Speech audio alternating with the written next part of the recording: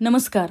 आज आपण एकदम झटपट, चवीला अतिशय अप्रतिम, चटपटीत असा मटार पुलाव कसा बनवायचा याची रेसिपी पाहणार आहोत. चला तर रेसिपीला आपण सुरुवात करूयात. इथे मी एक कढई गरम करायला ठेवलेली आहे व यामध्ये मी 2 मोठे चमचे तेल घेत आहे. तुम्ही ते तुपाचा सुद्धा वापर करू शकता. तेल गरम झालं की आपण यामध्ये खडे मसाले घालूयात. 8 ते 10 काळी मिरी, 5 ते 6 लवंगा, 1 चमचा जिरं आणि 3 हिरवी वेलची घेतलेली आहे. सर्व खडे मसाले आपण 1 मिनिटभर तेलामध्ये छानपैकी परतवून घेणार आहोत. इथे तुम्ही तमालपत्र सुद्धा वापरू शकता. आता आपण यामध्ये बारीक चिरून घेतलेली हिरवी मिरची घालणार आहोत.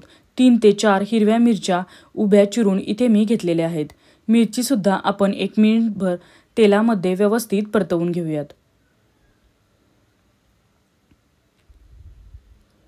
आता आपण यामध्ये 1 चमचाभर आलं लसूण पेस्ट घालणार आहोत. आलं लसूण पेस्ट सुद्धा आपण 1 मिनिटभर तेलामध्ये व्यवस्थित परतवून घ्यायची आहे. एकदम झटपट तयार होतो हा पुलाव आणि चवीला अतिशय अप्रतिम लागतो. लहान मुलांच्या टिफिनपासून ते संध्याकाळच्या डिनरसाठी सुद्धा तुम्ही ही रेसिपी बनवू शकता. लहान मुलांपासून मोठ्यांपर्यंत सर्वांना आवडेल अशी रेसिपी आहे. आता आपण यामध्ये वाटाणे घालूयात. इथे मी 1 कप ग्रीन पीस घेतलेला आहे. जर ताजे वाटाणे अवेलेबल असतील तर तुम्ही ते सुद्धा घालू शकता. इथे मी 1 कप बासमती तांदूळ 2 ते 3 पाण्याने स्वच्छ धुवून घेऊन अर्धा तास पाण्यामध्ये भिजत ठेवला होता. यातलं पाणी काढून इथे मी तो तांदूळ या तेलामध्ये घातलेला आहे. आता आपण या मसाल्यासोबत 1 ते 2 मिनिटं व्यवस्थित परतवून घ्यायचा आहे. तांदूळ पाण्यामध्ये भिजत घातला होता, त्यामुळे आपण हलक्या हाताने हा तेलामध्ये व्यवस्थित परतवून घेणार आहोत. आता इथे आपण चवीप्रमाणे मीठ घातलेलं आहे. पुन्हा एकदा आपण हे सर्व व्यवस्थित मिक्स करून घेऊयात व आता आपण यामध्ये पाणी घालणार आहोत. 1 कप बासमती तांदळासाठी इथे मी 2 कप पाणी घालणार आहे.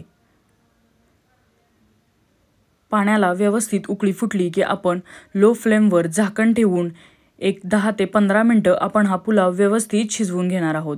चवीला हा अतिशय अप्रतिम लागतो व कमीत कमी साहित्यात बनवून तयार होतो.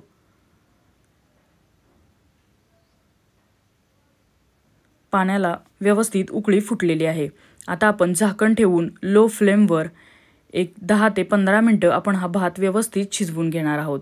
आपला पुलाव एकदम सुटसुटीत मोकळा असा शिजून तयार झालेला आहे व अशाच प्रकारच्या भरपूर भाताच्या रेसिपी आपल्या चॅनेलवर अपलोड केलेल्या आहेत. त्यासुद्धा तुम्ही भाताच्या रेसिपी किंवा राईस रेसिपीज या प्लेलिस्टमध्ये जाऊन चेक करू शकता.